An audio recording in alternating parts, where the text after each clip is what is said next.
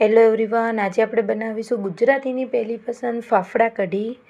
એકદમ સરસ ક્રિસ્પી એવા અને ટેસ્ટમાં તો જબરજસ્ત, અને સાથે કઢી પણ પરફેક્ટ કન્સિસ્ટન્સી સાથે અને બજાર જેવા જ અહીંયા ફાફડા અને કઢી મેં રેડી કરેલા છે.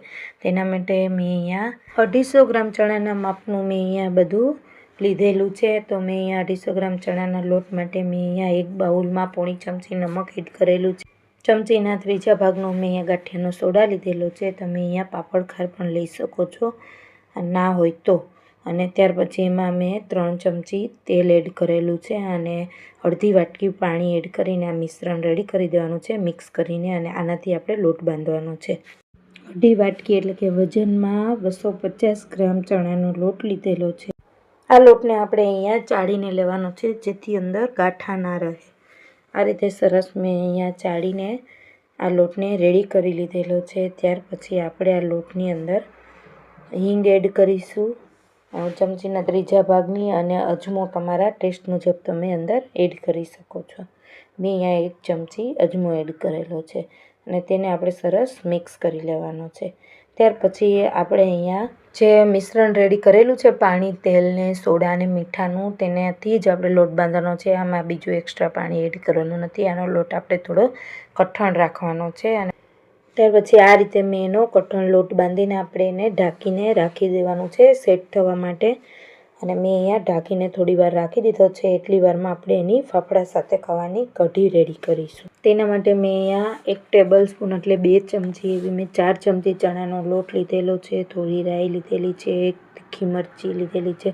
તે તીખાશ તમારા ટેસ્ટ પ્રમાણે તમે લઈ શકો છો. લીંબુનો રસ છે 1 ચમચી, કરી પત્તા છે, હળદર, હિંગ છે 1 ચમચી, નમક લીધેલું છે અને અડધી ચમચી મેં અહીંયા ખાંડ લીધેલી છે.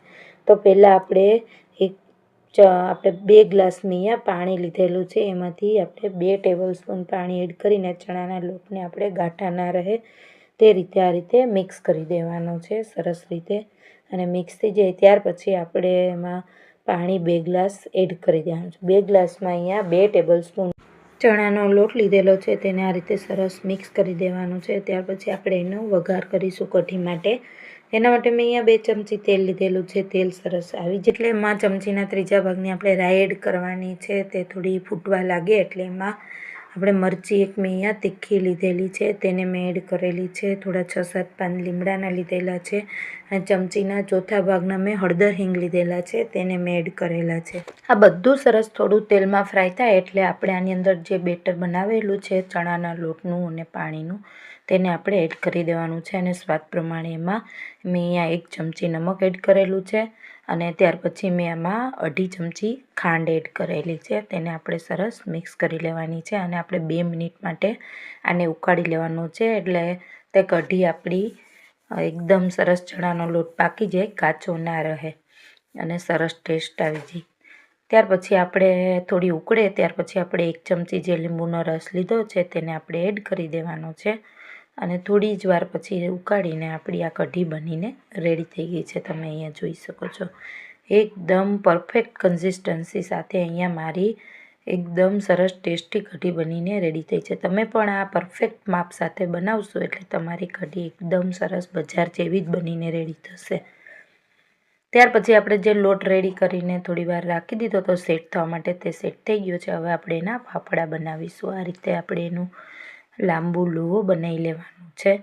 ત્યાર પછી આપણે એને એક પાટલી ઉપર રાખીને આ રીતે હાથથી મદદથી પાછળના ભાગથી પ્રેસ કરીને આ રીતે આપણે ફાફડા વણી લેવાના છે.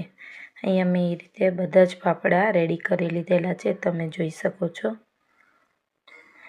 અને ચમચીની છરીની ભાગથી આપણે એને ઉઠલાવી લેવાના છે આ રીતે. અહીંયા મેં આ રીતે બધા જ ફાફડાને રેડી કરી લીધેલા છે અને મેં મીડિયમ ગેસ ઉપર એને ફ્રાય કરી લીધેલા છે.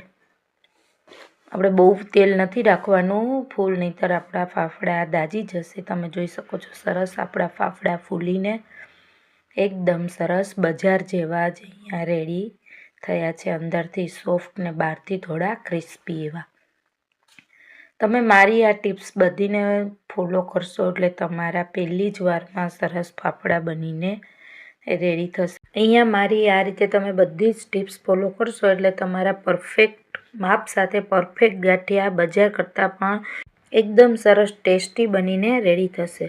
ફ્રેન્ડ્સ, આ રેસીપી મારી સારી લાગે તો મારી ચેનલને જરૂરથી લાઇક, સબસ્ક્રાઈબ અને શેર કરજો. મેં અહીંયા ફ્રેન્ડ્સ પૂરી ટ્રાય કરેલી છે કે મેં ફાફડા અને કઢીના બંનેના પરફેક્ટ માપ સાથે રેસીપી આપેલી છે.